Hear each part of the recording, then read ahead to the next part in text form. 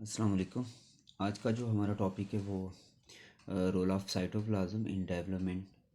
तो इससे previous lecture में जो हमने बात की थी वो रोल ऑफ न्यूक्लियस की बात हमने की थी कि डेवलपमेंट के अंदर न्यूक्लियस का क्या किरदार होता है। तो आज का जो हमारा टॉपिक है वो है रोल ऑफ साइटोप्लाज्म। तो साइटोप्लाज्म का भी कुछ किरदार होता है, उसके ऊपर हम बात कर लेते हैं। बहुत सिंपल सा, बहुत आसान सा टॉपिक है। इसमें भी एक दो एक्सपेरिमेंट हुए तो उसी के ऊपर हम बात करेंगे। तो एक्सपेरिमेंट करके साइंटिस्ट ने यही बताने की कोशिश की है कि साइटोप्लाज्म का जो रोल है वो डेवलपमेंट में अहम है। तो चले जी शुरू करते हैं। The role of cytoplasm is controlling the process of development. तो यानी साइटोप्लाज्म का जो रोल है वो कंट्रोल करता है किस में? Process of development. ठीक है।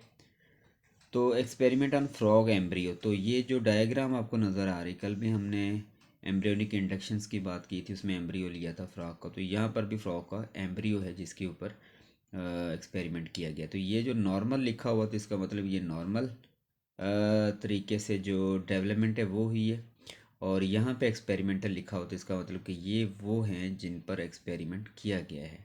ठीक है। तो क्या किया जी, फ्रॉग एम्ब्रियो पे the unfertilised ovum of frog.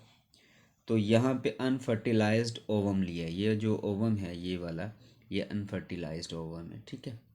Ovum यानी एग। तो वहाँ क्या बात हो रही है, अनफर्टिलाइज्ड जो ओवम होता है उसका जो ऊपर का एरिया होता है वो पिगमेंटेड होता है। Pigmented cytoplasmic half and lower yolky half. तो मतलब यहाँ पे बात कर रहा है, ये वाला जो एरिया है इसको कह रहा है योकी हाफ, यानी ये वाला एरिया योकी हाफ है। और ये जो है ना यहाँ पे पिगमेंट्स हैं ऊपर वाले में। ठीक है। बीच में एक आपको ग्रे सा कलर नज़र आ रहा है जो कि ब्लैक नज़र आ रहा है लेकिन है ये ग्रे। तो इसके ऊपर वाला जो एरिया है वो वहाँ पे डिफरेंट पिगमेंट्स पड़े हुए हैं, हाफ है। और नीचे वाला जो लोअर है वो योकी हाफ है। ठीक है। इसको योकी कह रहा है और यहाँ पिगमेंट है। अब होता क्या जी, आफ्टर फर्टिलाइजेशन, जब फर्टिलाइजेशन हो जाए, फर्टिलाइजेशन होने के बाद आपको पता है फर्टिलाइजेशन कैसे होती है, एग और स्पर्म उनका मिलना। तो जब फर्टिलाइजेशन हो जाती है तो just opposite to the point of entrance of sperm nucleus in the ovum some of the pigments of cytoplasm shift। तो जो पिगमेंट हैं ओवा के अंदर वो शिफ्ट होते हैं, शिफ्ट होते हैं upward, living behind a grey area. तो शिफ्ट होने के बाद वो बीच में एक एरिया बनाएंगे, ये वाला एरिया, यानी ये आफ्टर फर्टिलाइजेशन होता है।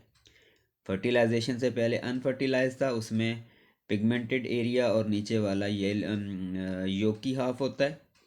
लेकिन जब फर्टिलाइजेशन हो जाती तो उसके बाद फिर आप देखते हैं कि ग्रे एरिया एक बन जाता है जाइगोट के अंदर in the form of crescent. तो इस ग्रे कलर को, इस कलर ये जो बना है आफ्टर फर्टिलाइजेशन, इसे हम क्रेसेंट कहते हैं या ग्रे क्रेसेंट कहेंगे। ग्रे क्रेसेंट यानी चांद की तरह का ये टुकड़ा है। तो क्या रिजल्ट निकले जी, फर्स्ट क्लीवेज। उसके बाद आपको पता है जब जाइगोट अपना क्या कहते हैं फर्टिलाइजेशन हो जाती है तो फिर जाइगोट बन जाता है। जाइगोट बनने के बाद आपने पढ़ा है डेवलपमेंट में कि सेल जो है वो डिवाइड होना शुरू कर देते हैं। जाइगोट जो बना है उसके सेल बनना शुरू हो जाते हैं और वो वर्टिकल फॉर्म में उसको डिवाइड किया जाता है। तो ये जो एरिया बना था जाइगोट, इसको यहाँ से हमने वर्टिकल फॉर्म में इसको काटा गया है, या यहाँ पे आके इसके दो पीस बने। लेकिन इस तरीके के दो पीस बने कि ये जो ग्रे मैटर है ना, ये आधा इस तरफ चला गया, ये एक है और ये दूसरा है। जैसे ये खुबानी लाइक स्ट्रक्चर नज़र आ रहा है ना आपको, तो यहाँ पे यानी जो भी मटेरियल बना है साइटोप्लाज्म में, ग्रे क्रेसेंट बना है, ग्रे क्रेसेंट बना है, वो आधा इधर चला गया, आधा इधर चला गया। अब ये जाइगोट दो हिस्सों में डिवाइड हो गया, वर्टिकली फॉर्म। फिर हमने बताया था जी हॉरिजेंटल फॉर्म में आता है, फिर 4 सेल बनते हैं, फिर 8 बनते हैं, फिर 32 बनते हैं, 16 बनते हैं। तो इस तरीके से यहाँ पे दो ही बने लेकिन ये आपस में जुड़े हुए हैं। तो अगर जो ट्विंस होते हैं ना, ट्विंस, उसमें भी यही होता है कि जाइगोट जब बनता है तो उसके बाद ये सेल, यहाँ से जब दो सेल बने तो अगर ये सेल अलग हो जाए और ये सेल अलग हो जाए, ये अलग यूटेरस के साथ जाके वॉल से चिपक जाए, ये अलग, तो फिर यहाँ से डिवीजन शुरू हो जाएगी। तो इसी तरीके से ये आधा जो है आगे चल के फर्दर डिवाइड करके एम्ब्रियो बना सकता है, और ये जो है ये भी आधा यूटेरस की दूसरी वॉल के साथ जो चिपका हुआ होता है, तो वहाँ मिलकर अलग करके ये जाइगोट बना सकता है, अलग अलग एम्ब्रियो बना सकते हैं। तो इस तरीके से ट्विंस हो सकता है। लेकिन अगर ये सेपरेट ना हो, आपस में जुड़े रहें, तो एक ही बेबी प्रोड्यूस कर सकते हैं। लेकिन यहाँ पे क्या हो रहा है, यहाँ पे हम बात कर रहे थे ग्रे क्रेसेंट की, तो वो आधा इधर आ गया, आधा इधर आ गया। तो आगे ग्रे क्रेसेंट डिवाइड होता है बिटवीन टू सेल्स, और अलग अलग ये सेल, ओके, इस सेल ने, ये जो एक सेल है, इसने आगे चल के एक टेडपोल बना दिया, और ये वाला जो हिस्सा है, इसने इधर चल के एक टेडपोल बना दिया। तो टू नॉर्मल टेडपोल जो है ना, वो आपको नज़र आ रहे हैं। लेकिन ये सारा नॉर्मल है, ऐसा होता है, ठीक है।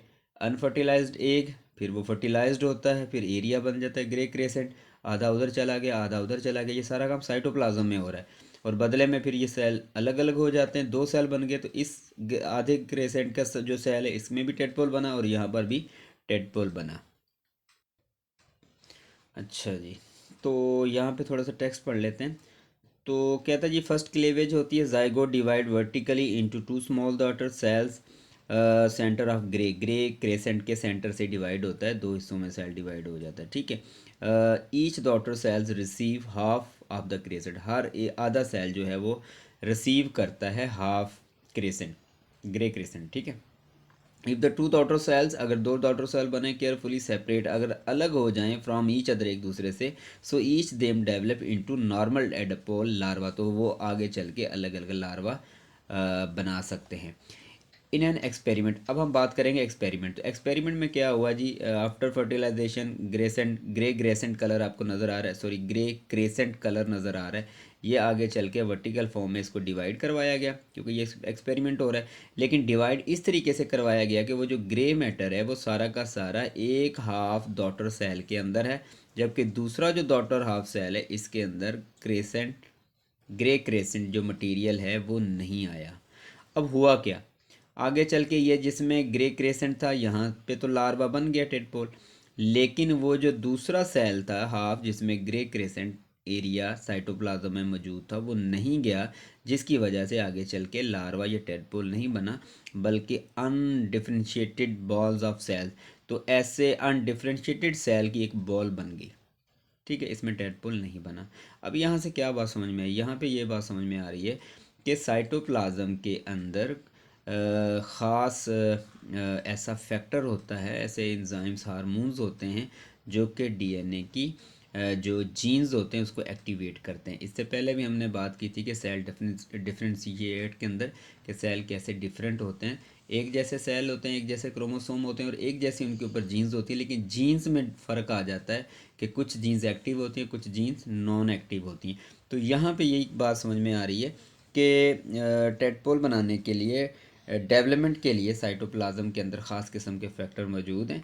तो उन फैक्टर्स की वजह से, यानी ये ग्रे क्रेसेंट साइटोप्लाज्म में मौजूद है, ख़ास फैक्टर है, जिसकी वजह से जो लार्वा है वो बनता है। अगर वो ग्रे क्रेसेंट नहीं आता, तो वो फैक्टर नहीं आता, वो फैक्टर नहीं आता, तो जिसकी वजह से यहाँ पे जो डेवलप है बेबी की, वो नहीं हुई।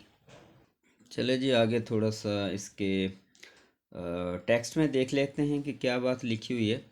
तो इन एन एक्सपेरिमेंट, एक्सपेरिमेंट के अंदर हैंस स्पेमन साइंटिस्ट था 1930 में, उसने मिसगाइडेड टू नॉर्मल प्लेन, तो उसने मिसगाइड किया।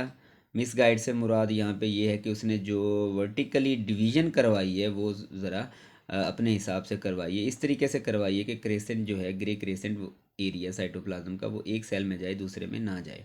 तो ये misguided the normal plane first cleavage के अंदर ये मिसगाइड किया गया, ठीक है। So one of the two daughter cell, दो दो डॉटर सेल बने, receive entire crescent while the other non crescent, तो एक के पास तो क्रेसेंट का एरिया आ गया, लेकिन दूसरे के पास नहीं आया।